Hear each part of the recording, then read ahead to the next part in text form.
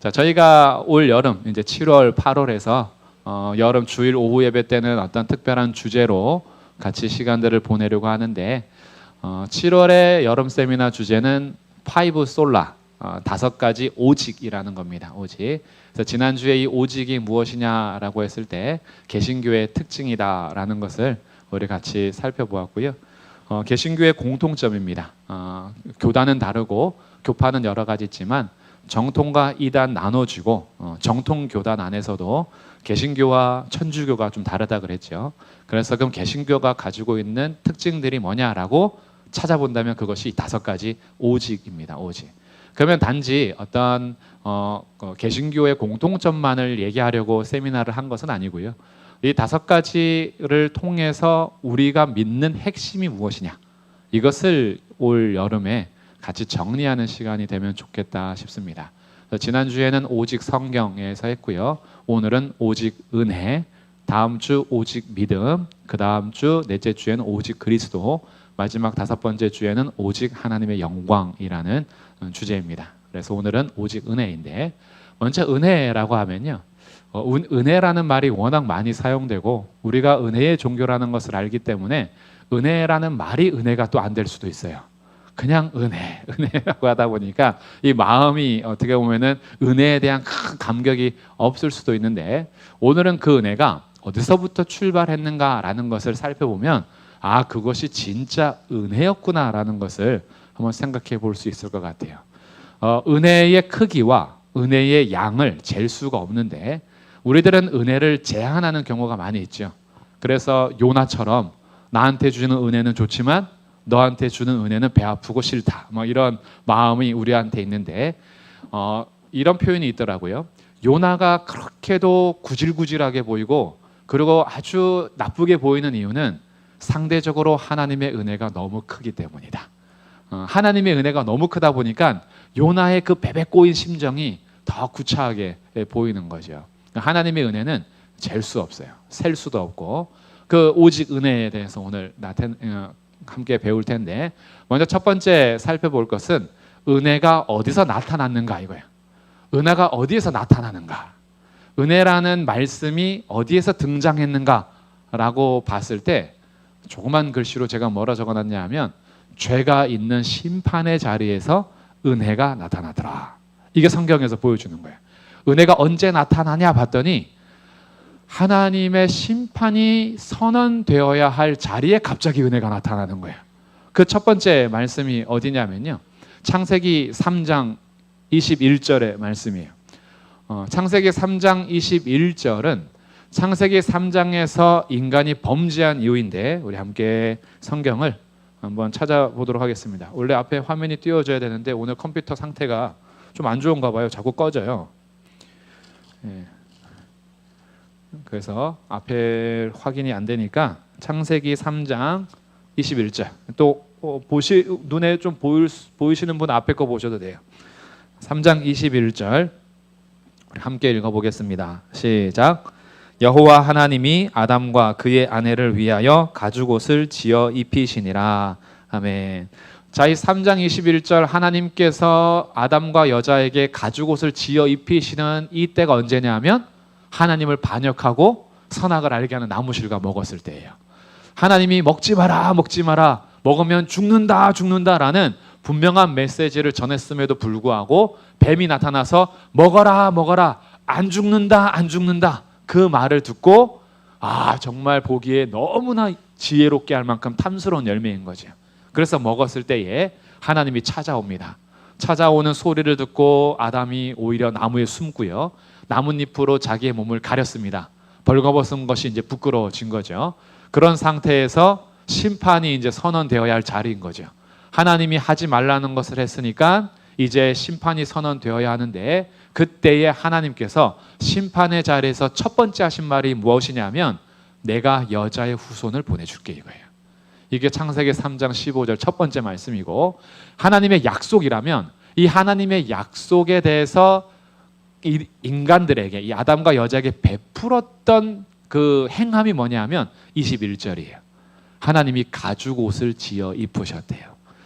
가죽옷을 지어 입히셨다라는 것은 뭐냐 하면 짐승이 희생이 된 겁니다. 짐승의 가죽을 벗겨야 되니까. 그러니 죄인들을 위해서 하나님께서 이 짐승을 잡아 그의 가죽으로 여자와 남자에게 입혀주셨다. 이것이 나타나는 하나님의 은혜인 거예요. 그곳에서 이렇게 하셔야죠. 야, 너네들 죄 짓고 부끄럽다고 나뭇잎으로 가려? 나뭇잎이 다 썩어지게 하거나, 아니면 바람 불어가지고 나뭇잎 날아가게 해서 부끄럽게 하거나, 너네들 평생 부끄러워하면서 살아라, 뭐 이렇게 해야 되잖아요. 평생 너네 부끄러움, 죄책감에 빠져서 살아야지 라고 해야 될 것 같은데, 나뭇잎은 온전하지 않으니까 가죽 옷을 지어 입히시는 거예요. 이게 좀 아이러니한 겁니다. 심판이 선언돼도 마땅한 자리에 알 수 없는 하나님의 행동들이 있는 거예요. 여자의 후손을 약속하시질 않나? 그가 와서 뱀의 머리를 짓밟은다고 하지 않나? 가죽 옷을 지어서 입혀주시지 않나? 그리고 또 나타나는 두 번째 말씀이 창세기 6장 7절 8절인데, 이는 내가 그것들을 지었음을 한탄함이니라. 무슨 내용이에요? 하나님의 아들들과 사람의 딸들이 반역해서 이제는 신자와 불신자가 전혀 구분되지 않는 악한 시대를 살아가서 하나님께서 한탄하신 겁니다. 이때에 그 무엇이 선언되냐 하면 홍수가 선언되는 거죠. 내가 물로써 싹 쓸어버릴 거야 라는 그 장면이 등장하는 대목이에요. 그런데 그때 뭐라고 이어지냐 하면, 이는 내가 그것들을 지었음을 한탄함이니라 하시니라. 그러나 노아는 여호와께 은혜를 입었더라. 이 장면이에요. 하나님의 심판이 선언되는 홍수 심판을 앞두고 노아에게 하나님 은혜를 베풀어 주셨다. 이런 하나님의 행동들이 있단 말이죠. 이런 것들이 성경에서 보이는 은혜의 자리예요. 은혜의 자리. 세 번째 말씀은요, 출애굽기 말씀인데, 출애굽기 34장 6절 말씀. 자, 제가 또 읽어드릴게요. 여호와께서 그의 앞으로 지나시며 선포하시되, 여호와라 여호와라, 자비롭고 은혜롭고 노하기를 더디하고 인자와 진실이 많은 하나님이라. 자, 하나님께서 자기에 대해서 알려주시는데, 내가 자비롭고 은혜로운 하나님이다, 이렇게 스스로 선언하셨어요. 요나가 알고 있는 하나님이 바로 여기 있던 거예요. 요나는 하나님의 은혜로우심, 자비로우심, 노하기를 더디하심을 어떻게 알았냐 하면 출애굽기에서 알게 되는 거예요. 그래서 그 은혜를 원수들에게도 베풀어 줄까 봐 싫었던 거죠. 근데 하나님이 자기 스스로를 나는 은혜로운 하나님이야 라고 얘기할 때, 이 출애굽기 34장이 어떤 장면이냐 하면 십계명을 다시 받는 장면입니다. 그럼 이건 무슨 뜻이에요? 십계명을 첫 번째 돌판해 주셨는데, 그 십계명 돌판을 가지고 내려가다가 백성들이 금송아지 섬기는 것을 보고 모세가 어떻게 했어요? 돌판을 던져서 깨버렸죠. 하나님께서 언약으로 주신 돌판을 깨버린 다음에 다시 너 올라와, 내가 십계명을 다시 새겨줄 거야 라고 하는 장면이에요. 그러면 돌판이 깨졌다라는 이 깨진 이유는 이 백성들이 하나님을 떠나서 금송아지를 섬기는 하나님의 심판이 이루어져야 할 자리임에도 불구하고, 하나님께서 모세의 중보도 들으시고 또 뜻을 돌이키셔서 진멸시키지 않으시고, 내가 너희들하고 다시 언약 맺을게, 내가 너희들에게 다시 돌판 줄게 라고 해서 올라오라고 할 때에 자신의 이름을 알려주시는 거예요. 나는 자비롭고 은혜롭고 노하기를 더디하고 인자와 진실이 많은 하나님이다, 이렇게 자기를 알려주시는 겁니다. 그러면 우리가 오늘 첫 번째 살펴보는 것은 은혜가 나타나는 자리였어요. 우리가 하나님의 은혜에 대해서 찬송도 그 은혜가 얼마나 감사해요. 그 은혜를 생각하면서 하나님 주신 은혜가 너무나 아름답죠. 근데 그 은혜가 우리가 예배하고 찬송하고 기도할 때, 그럴 때 하나님의 은혜를 찬송하는 것으로 나타났던 것이 아니라, 그 은혜가 성경에서 어디에서 등장했었냐 하면 하나님의 심판이 이루어질 자리에서 등장됐던 거예요. 그럼 그 은혜를 생각할 때마다 우리가 알아야 될 것이 있습니다. 은혜가 나타나는 자리는 하나님의 진노를 덮으신 자리예요. 하나님의 은혜가 표현되는 자리는 하나님의 심판을 덮고 그 위에다가 베풀어 주신 것이 은혜였던 거예요. 그러니 은혜는 우리가 받을 때야 공짜지만 하나님이 주실 때는 그냥 주신 거 아니에요. 하나님의 진노를 다른 누군가가 받은 거예요. 그 다른 누군가가 구약에서는 짐승이었고, 신약에 와서는 예수님이 받으신 거예요. 하나님의 은혜가 우리에게 부어지기 위해서 하나님은 자기 아들 독생자를 주신 겁니다. 그래서 심판이 선언되고 진노가 쏟아져야 될 자리에 누가 그것을 막고 받으셨냐면 예수님이 우리를 대신해서 하나님의 저주와 심판을 받으신 거예요. 그 진노를 온전히 받아내심으로 결과 우리에게 쏟아진 것이 은혜라는 겁니다. 그러니 그 은혜는요, 우리가 찬송하고 찬송하고 찬송해도 부족함이 없는 것이 은혜에 대한 찬송인 거예요. 그 은혜를 기억할 때마다 이렇게 생각하셔야 돼요. 내가 지금 기도하고 있으니까 은혜를 베풀어 주셨지. 내가 찬송하고 있으니까 하나님 은혜를 주셨지. 이렇게 하면 은혜가 거래가 되는 거예요. 그런데 그 은혜가 나타났던 자리가 어디였냐면 내가 심판받을 자리에서 베풀어 주셨던 거예요. 내가 진노받아야 될 자리에서 주셨던 것이 은혜인 거예요. 그러니까 그 은혜에는 내가 자랑할 것이 하나도 없어지는 자리예요. 우리가 값을 계산할 수 없기 때문에 주님이 값을 치러서 주신 거예요. 그러니까 은혜는 누구의 온전한 행위냐 하면 하나님의 온전한 행위입니다. 우리는 근데 자꾸 오해해요. 내가 은혜 받을 만한 뭔가를 했기 때문에 받았다고 생각해요. 내가 그래도 은혜 받을 뭔가가 있기 때문에 받았다고 생각해요. 아니에요. 우리가 뭔가 받을 만한 것이 있어서 주신 것이 아니라 심판이 선언되고 진노를 받아야 되는 자리에서 예수님 때문에 우리에게 주신 것이 은혜인 거예요. 여자의 후손이 오셨고 자기 몸을 찢으셔서 가죽 옷을 입힌 것이 아니라 예수 그리스도로 우리를 옷 입혀 주신 겁니다. 완전한 옷을 입혀 주신 거예요. 그래서 우리가 그 은혜가 나타났던 자리가 어디냐 생각하는 것이 첫 번째 오직 은혜에서 되게 중요한 겁니다. 은혜가 받을 만한 자격이 있어서 받은 것이 아니라 진노와 심판의 자리에서 누군가가 대신 나를 위해서 진노를 받으심으로 내가 얻게 된 것, 공짜로 누리게 된 게 은혜구나. 그것을 생각하여서 하나님의 은혜를 우리가 찬양하게 되는 거죠. 그래서 이 세 가지 말씀을 잘 생각할 때에 은혜가 어디에서 나타났냐 하면 죄가 있는 심판의 자리에서 나타났던 것이더라. 그러니까 우리가 이제 재판을 받고 사형수라고 땅땅땅거리고 사형이 집행되는 그 자리에서 나를 대신하여 누가 대신 사형받고 목숨을 건점을 받은 그 자리에서 은혜라는 것이 나타났던 거예요. 바로 은혜는 그겁니다. 내가 뭔가 할 만해서 한 것이 아니고 내가 뭔가 받을 만한 일을 해서 한 것이 아니라 진짜 아무것도 한 것이 없는데 주신 것이 은혜인 거예요. 그래서 그 은혜를 생각하며 우리가 살아가게 되고요. 두 번째 우리가 살펴보는 것은 우리의 구원과 은혜의 관계입니다. 그럼 우리가 구원을 받음에 있어서 오직 은혜냐 아니면 은혜는 주셨기 때문에 그 다음 우리의 행위가 필요하냐 여기에 대한 건데 우리 개신교의 공통점 성경에서 말하는 것에 믿는 바는 우리의 구원은 은혜 플러스 행위일까요? 오직 은혜일까요? 그렇죠. 오직 은혜. 아멘입니다. 우리가 구원을 받은 것에는요 오직 은혜, 이것이 바로 오직 은혜에 대한 우리가 믿는 바예요. 은혜 플러스 행위가 없다. 근데 행위가 없다 그러니까 우리 사람들의 종교성과 또 우리의 행위가 그래도 구원받는데 뭔가 하나라도 조금이라도 해야 되는 거 아니야? 뭐 이런 생각을 갖다 보니 어떤 얘기까지 하냐면 하나님이 우리에게 은혜를 주실 때 이미 우리가 선한 삶을 살 것을 아시고 그런 사람들에게 주신 것이 은혜야, 이렇게까지 얘기해요. 그럴까요? 아닐까요? 아니에요.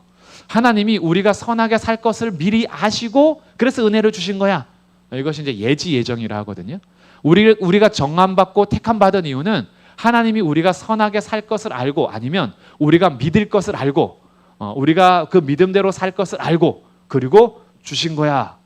그렇게 되면은 맞는 말 같으면서도 뭐가 결정되냐면 그 은혜를 주시는 근거가 뭐냐면 내가 선하게 살고 믿는다라는 행위가 먼저 선행돼야 하나님이 그 위에 은혜를 주시는 거예요. 그러니까 그건 아닌 거예요. 아니면 이렇게 생각합니다. 하나님이 은혜를 주셨어도 우리가 그 은혜를 받은 것으로 끝이 아니라 은혜를 받은 자로서 삶을 살아야 그래야지 나중에 결과적으로 구원을 베풀어 주시는 거야. 이렇게 가르치기도 해요. 그러니까 지금 우리가 구원 받았는지 안 받았는지 알 수 없어요. 언제 알 수 있어요? 죽을 때 알어요. 죽은 다음에 알 수 있어요. 죽은 다음에 은혜 받은 다음에 어떻게 살았는지를 보고 결과적으로 점수를 잘 땄냐 안 땄냐. 70점 커트라인에 70점을 넘었느냐 안 넘었느냐, 이것을 보고 나중에 이제 구원 받았는지 안 받았는지 알게 된단 말이죠. 그럼 은혜 다음에 뭐가 필요하냐면 행위가 필요한 거예요. 우리가 어떻게 살았는지에 대한 점수를 가지고 구원이 확정되니까. 이것이 로마 카톨릭과 개신교의 결정적인 차이예요. 근데 이렇게 가르치면은 뭐가 좋은가 하면 사람들이 선행을 하기 위해서 노력합니다. 근데 오직 은혜라 그러면 사람들이 자기 행동에 대해서는 별로 안 돌아보는 부정적인 영향을 끼치기도 해요.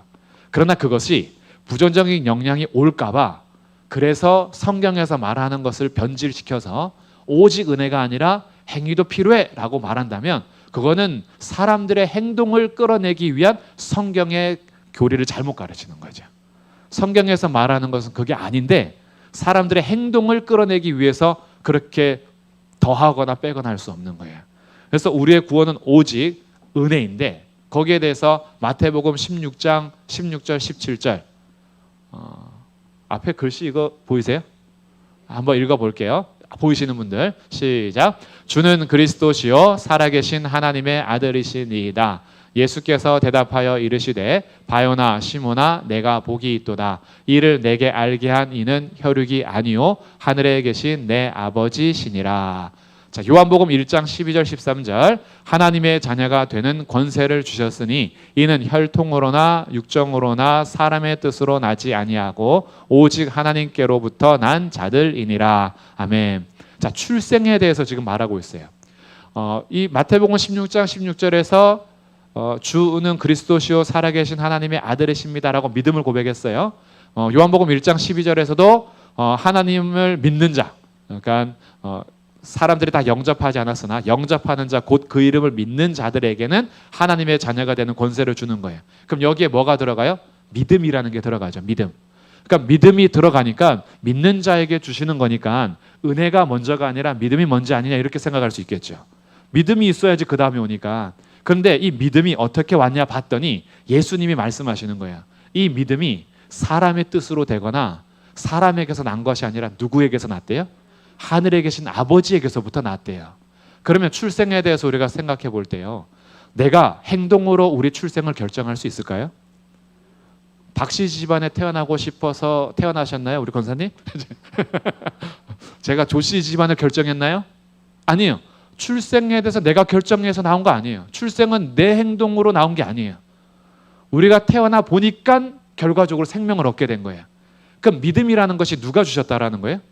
하나님이 주셨다라는 거예요. 하나님께로부터 난 자들이기 때문에, 그래서 우리가 이렇게 고백하는 겁니다. 에베소서 1장에서 창세 전에 택하신 것이다.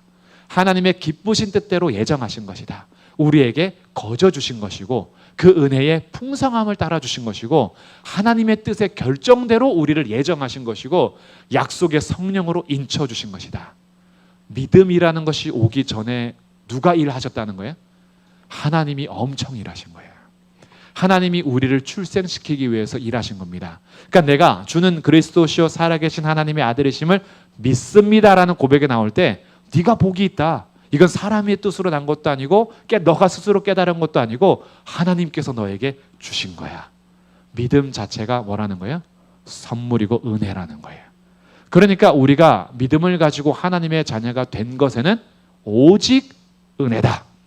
내 행동이 플러스 돼서가 아니라 오직 하나님께서 내가 어머니 뱃속에서 지어지기 전부터, 이 세상에 창조되기 전부터 하나님의 기쁘신 뜻대로 우리를 정하시고 택하시고 이 땅 가운데 믿음의 자녀로 우리를 선택해 주신 것이다 라고 생각하니, 우리의 구원은 오직 은혜다, 이렇게 고백할 수 있는 겁니다. 그래서 에베소서 2장 4절부터 9절까지의 말씀에 긍휼이 풍성하신 하나님이 우리를 사랑하신 그 큰 사랑 때문에 허물로 죽은 우리를 그리스도와 함께 살리셨고 너희는 뭐로 구원받았대요? 은혜로 구원받았다 그러잖아요. 은혜로. 그리고 너희는 그 은혜에 의하여 믿음으로 말미암아 구원을 받았으니, 자, 믿음으로 말미암아 구원받았는데 그 믿음이 무엇 때문에 온 거예요? 은혜에 의하여 왔대요. 그러니까 그 은혜 때문에 믿음으로 말미암아 구원을 받았으니 이것이 너희에게서 난 것이 아니라 하나님의 선물입니다. 행위에서 난 것이 아닌데, 왜냐하면 누구든지 자랑하지 못하게 하려 함이라. 아멘. 네, 동의하십니까? 동의 안 하시면은 빨리 마음을 바꾸셔야 돼요. 왜냐하면 이거는 사람의 말씀이 아니라 하나님의 말씀이기 때문에 동의를 안 하는 것은 하나님의 말씀에 반대하는 거예요, 지금. 근데 동의한다는 것은 뭐냐면 받아들이는데 우리의 구원과 믿음은 오직 은혜다라는 거예요. 행위에서 난 것이 아니다. 그래서 구원에 있어서는 오직 은혜다라는 것이 성경에서 가르쳐주는 삶입니다. 바이고요. 마지막 세 번째.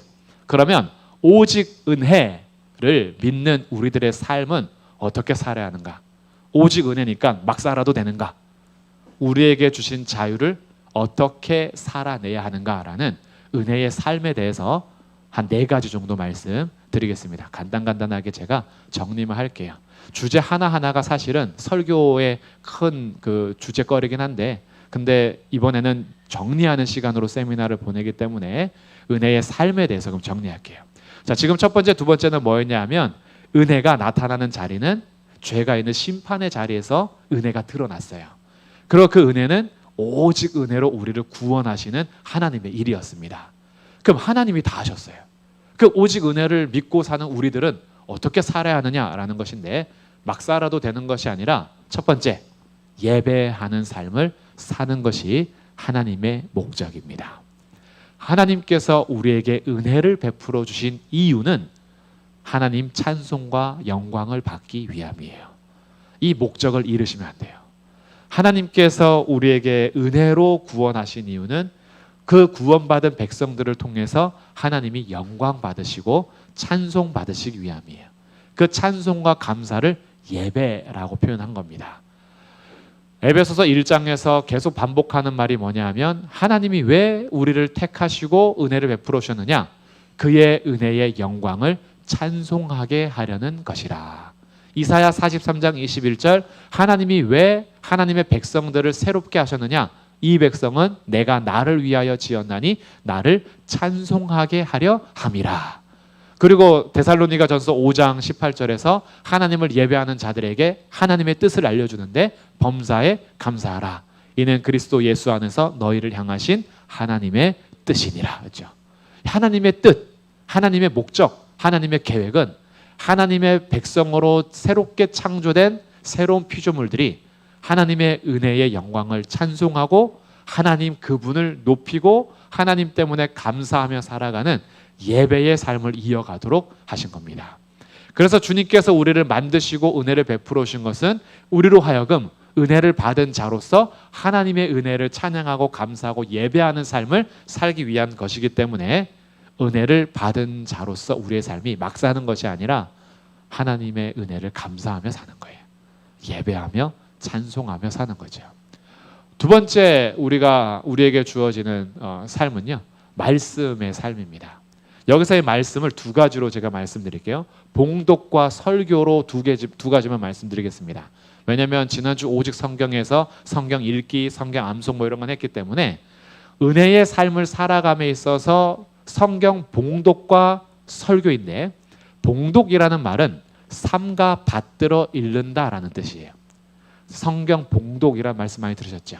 그리고 말씀 봉독하겠습니다라고 하잖아요. 그 봉독이라는 말이 이 말씀이 너무 귀해서 말씀을 삼가 받들겠습니다 이런 뜻이에요. 그러니까 말씀을 삼가 받들어 읽겠습니다가 봉독하겠습니다예요. 그럼 이것이 말씀 자체의 존귀함 때문에 그런 거지 사람들을 받들어서 읽겠다라는 게 뜻이 아니에요. 내가 당신들을 받들어서 읽어드리겠습니다 이런 뜻이 아니에요. 말씀 자체가 존귀해서 이 말씀을 내가 삼가 받들겠습니다. 그래서 내가 경외하는 마음으로 읽겠습니다. 이게 봉독이에요. 예배 시간에 성경 봉독이 굉장히 중요합니다. 그래서 우리들이 느헤미야 말씀 통해서 아마 사경례 끝나고 적용을 했던 것 같아요. 에스라 느헤미야 사경례 하고 나서 설교 전에 성경 읽을 때 우리 일어나서 합시다라고 했던 본문이에요. 느헤미야 8장 5절 6절. 에스라가 모든 백성 위에 서서 그들 목전에 책을 펴니 책을 펼 때에 모든 백성이 일어서니라. 이 장면이에요. 하나님의 말씀이 책을 폈을 때에 백성들이 일어났던 이유는 에스라를 존경해서가 아니에요. 그리고 사람들 앞에서 그냥 어떤 행사를 한 게 아니에요. 책을 펼 때에 백성들이 일어났던 이유는 하나님의 말씀이 너무 존귀해서 그 말씀을 받들어 일어났던 거예요. 우리가 그것을 적용하는 것이 성경 읽을 때 일어나는 겁니다. 그러니까 이 일어나는 것이 누구 사람 앞에서 일어나는 것이 아니라 성경 말씀이 너무 존귀해서 일어나는 거예요. 일어나는 이유를 분명히 아셔야 돼요. 귀찮은데 일어나래. 앉았다 일어났다 다리 아픈데 일어나래. 막 우리는 왠지 그런 거 있어요. 내가 왜 너 앞에서 일어나야 돼? 이런 자존심 상할 때도 있어요. 이게 사람이 지금 사람 앞에서 하려고 하는 것이 아니고 말씀 자체를 우리가 존귀하게 받들어 읽겠습니다가 봉독이에요. 그러니까 성경 봉독 시간 중요하고요. 헌신 예배할 때나 봉독 순서자가 있잖아요. 저도 이렇게 목사님들하고 모임하면요, 그런 그 하더라고요. 축도는 가장 어른이 하고 봉독은 그냥 껴줘야 되는 사람 껴줘. 이렇게 사용하는 게 약간 이렇게 굳어져 있는 것 같아요. 대표 기도한 사람이 조금 더 위치적으로 좋은 사람, 설교하는 사람은 더 좋은 사람, 이렇게 뭔가 목사님들 모임에서도 순서 짤 때 그런 고민을 하는 경우들이 많아요. 그냥 봉독은 그냥 아무나 한 명 하면 돼, 약간 이런 느낌이거든요. 아니에요. 성경 봉독은요, 대표해서 하나님의 말씀을 받들어 읽는 대표자입니다. 진짜 귀한 자리예요. 그래서 우리가 이 성경 말씀 앞에 자세를 가질 때에 은혜의 삶을 산다는 것은 하나님의 말씀을 존귀 받드는 삶을 살아가는 거예요. 여기에 이어서 나오는 것이 설교인 거죠. 그래서 우리가 하나님 말씀을 들을 때에도 이 설교에 대해서 성경의 뜻을 설명하는 것이 설교거든요. 이 한자 그대로 하면은 교리를 설명한다는 거예요. 근데 교리라는 것이 뭐냐면 성경의 내용들을 말하는 거죠. 그러니 성경의 뜻을 설명하는 시간을 설교라고 하는 거예요. 우리들이 가끔씩 그런 거 있잖아요. 부모님들이 이렇게 잔소리 하실 때 설교가 늘어지시네 이러잖아요. 그런 설교가 아니에요. 설교가 길어지는 건 잔소리가 길어지는 게 아니에요. 성경이 풀어질 것이 많아서 그렇게 하는 거죠. 그렇다고 우리가 매번 모여서 창세기부터 계속 해설을 할 수는 없잖아요. 그러니까 예배 때마다 정해진 본문을 가지고 설명해 가는 시간이 설교 시간인 겁니다. 그리고 설명의 이해를 돕기 위해서 때로는 예화가 들어가기도 하고, 때로는 이 설교를 통해서 성경에 이해할 뿐 아니라 어떻게 살아야 되는지를 적용하고 설명하기 때문에 설교는 해설과 적용점이 같이 나오게 되는 거죠. 근데 그 설교를 들을 때 우리의 자세가 성경의 뜻을 해설해 주는 거기 때문에 하나님의 말씀으로 받아들이려고 하는 자세가 은혜의 삶을 사는 두 번째 자세인 거예요. 느헤미야 8장 8절 9절, 이제 그들이 책 앞에서 일어섰죠. 하나님의 율법책을 낭독하고 그 뜻을 해석하여 백성에게 낭독하는 것을 다 깨닫게 하니, 이게 설교인 거예요. 그냥 성경만 읽어도 우리는 그 존귀한 말씀 앞에 서는 거예요. 그래서 우리 5월 달에 오후에는 성경만 쭉 읽었잖아요. 그 말씀 자체가 성도들에게 들리는 대목들이 있어요. 하나님 하시니까. 그런데 설교는 그 뜻을 해석해 주는 시간들을 갖는 거니까 우리가 그냥 읽었을 때 몰랐던 것을 설교를 들으면서 하나님의 뜻을 조금 더 분명하게 이해하는 경우들이 있는 거죠. 그러니까 그 말씀을 듣고 백성들이 어떻게 하냐면 율법의 말씀을 듣고 다 우는지라. 말씀의 뜻을 아니까 마음에 하나님 성령께서 주시는 감동이 있고 우리의 삶을 돌아보게 하는 역사가 있었던 거예요. 이게 설교 시간인 겁니다. 설교 시간에 우리가 정말 마음을 열고 하나님께서 주신 말씀들을 해설들과 설명을 듣고 어떻게 살아야 되는지를 귀 기울여 들을 때 성령님께서 설교를 통해서 은혜를 베풀어 주세요. 그래서 설교 듣기 전에 지쳤던 우리의 삶이 때로는요, 설교를 통해서 새 힘을 얻기도 하고요, 죄책감과 절망에 빠졌던 우리의 삶이 희망과 소망으로 가득하게 변화되기도 해요. 힘을 얻는 거예요. 이거는 하나님의 말씀을 받아들이는 사람들만 누릴 수 있는 거예요. 그게 은혜인 거죠. 그래서 은혜의 삶은 봉독과 설교를 통해서 우리가 생활을 한다. 세 번째는 성례인데 세례와 성찬에 대한 거예요. 하나님께서 우리에게 주신 은혜를 가치 있게 여기고 바르게 살려면 우리에게 베풀어 주신 세례와 성찬에 대한 이해가 필요합니다. 세례는요, 우리가 볼 때 이렇게 생각할 수가 있어요. 믿음을 고백하는 자들에게 베풀어 주는 것이 세례, 이렇게 볼 수 있죠. 그것도 맞아요. 믿음을 고백하는 자에게 교회가 그 신앙 고백을 같이 듣고 교회에서 세례식을 하는 거죠. 그런데 여기에 오직 은혜라는 초점에서 이 세례에 대한 1차적인 것을 먼저 이해할 필요가 있어요. 세례 받는 그 사람이 예수 그리스도를 믿는 믿음을 고백할 수 있게 되는 1차적인 원인은 뭐냐 하면 하나님이 그에게 은혜를 주셨기 때문이에요. 이것을 경험하는 자리가 세례인 겁니다. 세례는 그래서 내가 그냥 신앙 고백했어요, 난 믿어요 라는 내 믿음을 확인하는 자리를 넘어서서 하나님께서 나에게 이런 믿음을 주시기 위해서 일하셨음을 고백하는 자리가 세례의 자리예요. 그래서 예수님과 연합되는 의식을 하게 되는 거죠. 아, 내가 이렇게 예수님과 함께 죽고 예수님과 함께 살아나는 이런 세례식을 받다니 이것이 뭐예요? 하나님의 은혜였던 거예요. 내가 예수로 인해서 살고 예수로 인해서 죽고 예수와 함께 살아갈 수 있다는 것 자체가 오직 은혜임을 경험하는 자리가 세례 자리입니다. 그래서 저희도 이제 6명 세례 대기자가 있잖아요. 넷째 주 주일 오전 예배 2부 예배 마치고 세례 우리 탕 가서 침례식을 할 거예요. 침례식을 받는 은혜가 얼마나 귀한지 몰라요. 정말 물속에 잠겨서 주와 함께 죽고 다시 올라오면서 주와 함께 살아가는 이것을 몸소 경험하는 건데, 단지 그것이 내가 믿기 때문에 받아 이게 아니라 나에게 믿음 주신 하나님의 은혜를 경험하면서 내가 어떻게 예수와 함께 죽고 살 수 있었던가, 그 은혜를 깨닫는 자리가 세례의 자리예요. 그래서 우리 아이들 위해서 기도해 주실 때도 이제 세례 받기 전에 교육하거든요. 세례 받기 전에 저하고 한 1시간 정도 교육의 시간이 따로 정해져서 해요. 그 시간에 우리 아이들하고 복음을 나누고 세례에 대해서 설명하고, 그럴 때 하나님의 은혜로 우리에게 주신 믿음을 우리 아이들이요 정말 깊이 알아가는 시간이 되면 좋겠어요. 그래서 그 세례식에 참여해서 내가 물에 잠기고 올라올 때에 오직 주의 은혜가 이 몸에 체험이 돼서 살아가는 동안에 흔들리고 때로는 좀 뒤돌아서려고 할 때마다 그 세례식 때의 전후 말씀을 듣고 세례식 받고 이것이 평생 그 은혜로 자리 잡아서 조금 흔들리더라도 세례식을 통해서 다시 한번 그래 맞아 주님이 날 택하셨지, 이런 시간들이 바로 세례에 대한 은혜고, 두 번째 이 세례와 성찬, 이 성례에 대해서 성찬인데 성찬의 은혜도 마찬가지입니다. 저희가 매주 성찬식을 하잖아요. 정말 잘하는 일이에요. 정말 귀한 일이고 성찬식을 통해서 하나님이 단지 예수님만 기념하도록 기념식으로 주신 것이 아니라 기념식 플러스 그 성찬의 은혜로 살아가게 하신 것이 성찬을 통해서 주시는 하나님의 은혜입니다. 제가 오늘 성찬식 때 어디를 읽었었냐 하면 고린도전서 11장을 읽었었어요. 고린도전서 11장은 이 먼저 첫 번째 얘기합니다. 지금 제가 화면이 안 보여서 설명만 쭉 하는 거예요. 시간은 자꾸 가고 할 얘기는 많고 이러니까 제가 되게 압축해서 하고 있는 거예요. 첫 번째 고린도전서 11장에서는 이 성찬은 사람이 만든 것이 아니라 주께 받은 것이다 이거예요. 주께 받은 것이다. 주님이 제정하셨다라는 거예요. 그러니 성찬식을 하는 것은 주님께 순종하는 일인 겁니다. 그리고 주께 받았는데 이 떡은 주님의 몸이고 이 잔은 주님의 피다. 그래서 그가 오실 때까지 주의 죽으심을 전하는 것이다 그래요. 우리의 삶을 말해줍니다. 이 성찬식을 통해서 예수님의 몸과 살을 기념할 뿐 아니라 주님이 다시 오실 때까지 우리가 해야 할 일을 깨닫게 돼요.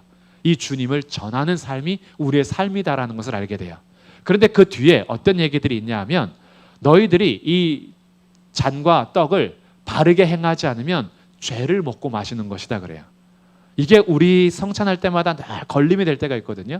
내가 지금 나를 살피고 성찬식에 참여하는 건가 아닌가라는 건데, 이 성찬식에 대해서 이렇게까지 말하면서 고린도전서 11장에서 어떤 얘기까지 하냐면 성찬식을 바르게 시행하지 않은 너희들 가운데 약한 자와 병든 자와 잠자는 자도 적지 않다 이런 말을 해요. 왜 그러냐면 성찬식을 주의 몸과 피로서 제대로 기념하는 것이 아니라 분파가 돼가지고 자기들이 배 채우는 대로 쓰고, 이것을 하나님의 거룩한 임재가 있는 은혜의 장치를 자기네 팝을 형성하는 곳으로 써버린 거예요. 거기에 대해서 하나님께서 진노하신 것이 병든 것과 약한 것과 잠자는 것이었어요. 그래서 성찬을 뭐하고 연결시켰냐면 현재 우리의 삶하고 연결시켰습니다. 이게 고린도전서 11장이에요. 그러니까 성찬의 중요한 측면이 뭐냐 하면 단지 과거에 예수님이 죽으시고 부활하셨다라는 것을 생각하고 기념하는 그냥 기념식으로서만이 아니라 성찬을 행하는 오늘 하나님의 백성들에게 하나님께서 살아갈 수 있는 힘과 은혜를 주시는 자리가 성찬의 자리입니다. 왜냐하면 성찬은 누구를 바라보게 해요? 그리스도를 바라보게 해요. 성찬식을 통해서 예수님을 바라보게 하는 거예요. 그것이 우리에게 힘이 되고 능력이 되는 거예요. 그러니 우리가 떡을 뗄 때에도 원래 정상적으로 하고 싶을 때는요, 떡 한 덩어리를 가지고 한 사람 한 사람 다 뜯어가는 것이 좋아요. 근데 그렇게 되면은 여러 가지 거쳐야 할 일이 너무 많아서 떡 한 덩어리를 임의적으로 나눠주죠. 성찬 준비하신 분이. 떡이 모양이 좀 이쁘지 않다라고 해서 불평하지 않으셔야 돼요. 그게 성경적으로 하기 위해서 가는 거예요. 저희가 한동안은 그 동그란 거 사서 했잖아요. 이것이 편리하거든요. 근데 굳이 왜 또 반죽해가지고 굽는 일을 우리 권사님들 안 그래도 할 일이 많은데 그걸 또 부탁해가지고 직접 구우시죠. 그리고 나누시죠. 왜 이렇게 했느냐? 그것이 한 교회 공동체 안에서 한 몸이 주님의 몸으로서 우리가 한 지체가 됨을 표현하는 중요한 것이 떡덩어리를 나누는 거예요. 근데 우리가 예배 때마다 손을 만져서 서로 떼갈 수는 없으니까 먼저 준비하시는 분이 떡덩어리를 만들어서 그걸 작업을 미리 한 겁니다. 그러니까 크기가 다를 수도 있고 다양할 수 있고 어떤 경우에는 부스러기만 남을 수도 있어요. 의미를 아셔야 돼요. 왜 이렇게 했느냐?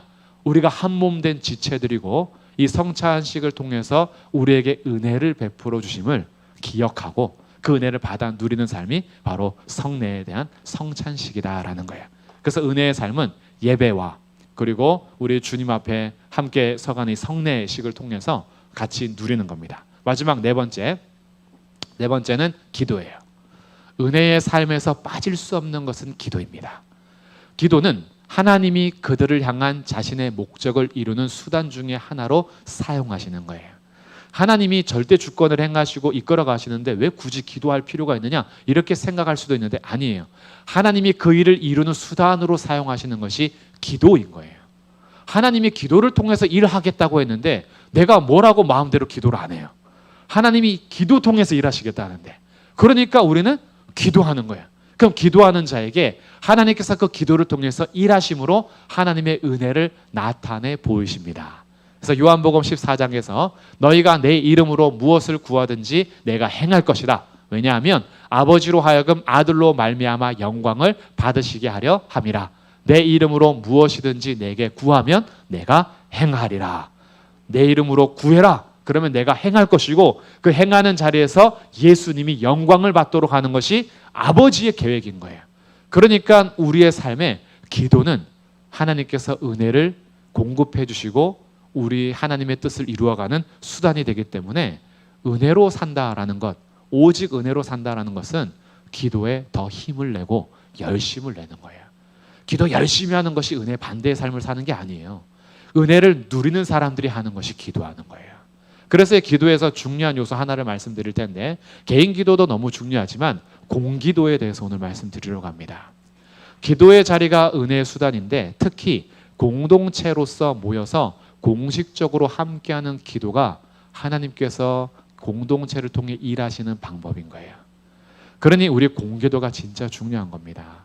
개인 기도도 너무 중요하지만 공동체가 모이는 공적인 기도의 자리를 여러분이 사모하셔야 돼요. 그 공동체 기도가 나하고는 감정적으로 무관한 기도 제목이 있을 수도 있어요. 그러나 그것이 내 감정과 내 경험과 내 시안에 따라서만 기도하는 것이 아니라 교회가 함께 기도하는 내용들을 통해서 우리가 기도를 배워가기도 하고 그 기도를 들으시는 하나님의 역사를 경험하기도 합니다. 때로는 죄에 대해서 우리가 함께 회개하기도 하죠. 느헤미야나 에스라에서 그 조상들의 죄를 단지 너의 탓으로 하는 것이 아니라 우리가 함께 범죄했습니다라고 함께 회개하는 것처럼 우리가 나라를 위한 죄에 대해서, 교회에 대한 죄에 대해서 우리가 서로 그것을 그냥 남의 것으로 얘기하지 않고 우리의 죄로서 고백하면서 주님의 용서와 통치를 이루는 자리, 그러면서 공적인 상황에서 합당한 기도의 내용들을 배워가고 함께 기도하는 시간에 우리의 마음과 생각을 성령님께서 바르게 인도해 가시며 하나님의 나라를 이루어 갈 때에 함께함의 기도가 주님이 일하시고 역사하시는 수단이 되는 거예요. 그러니까 오늘도 우리가 함께 공기도를 하는 것, 공동체적인 기도를 하는 것, 다른 사람을 위해서 중보기도 하는 것, 이것이 하나님의 은혜를 경험하고 누리는 삶이 됩니다. 이 네 가지의 삶이 우리가 놓치지 말아야 될 삶인 거예요. 그래서 하나님 앞에 예배하는 삶, 그리고 주님 앞에 감사하면서 찬송하는 삶. 주님께서 우리에게 주신 말씀을 봉독하고 삼가 받들어서 읽고 또 주의 말씀을 듣는 삶, 성례를 통해서 주의 은혜를 경험하는 삶, 기도를 통해서 그 은혜를 계속 누려가는 삶. 이게 오직 은혜를 경험하고 믿는 사람들의 삶인 거죠. 마지막으로 정리하면서 이 오직 은혜라는 책을 쓴 칼 트루먼의 책에서 마지막에 어떤 그 이야기를 다루냐 하면 오직 은혜를 믿는 교회는 10가지의 진단을 얘기해 줍니다. 오직 은혜를 믿는 교회의 진단 방법이에요. 표인데 진지하게 다루고 받아들인다는 거예요. 오직 은혜를 믿는 교회는 그 무엇을 진지하게 다루고 받아들이느냐? 첫 번째, 죄를 진지하게 다룹니다. 죄를요 가볍게 여기지 않아요. 오직 은혜를 믿는 교회는 죄에 대해서 진지하게 선포합니다. 왜? 돌이켜야 할 곳이기 때문에. 그리고 두 번째, 그리스도를 진지하게 받아들이는 공동체예요. 우리 주 예수 그리스도를 세상 것과 비교할 수 없는 분으로 진지하게 받아들이고, 세 번째, 구원에서 하나님의 우선성을 진지하게 받아들입니다. 우리의 구원을 베풀어 준 것이 인간이 출발한 것이 아니라 하나님의 은혜로 출발했다라는 것을 진지하게 받아들이는 거예요. 그러다 보니까 네 번째, 구원의 확신이 있을 수 있어요. 구원의 확신이 우리 행위가 포함되면 확신할 수 없죠.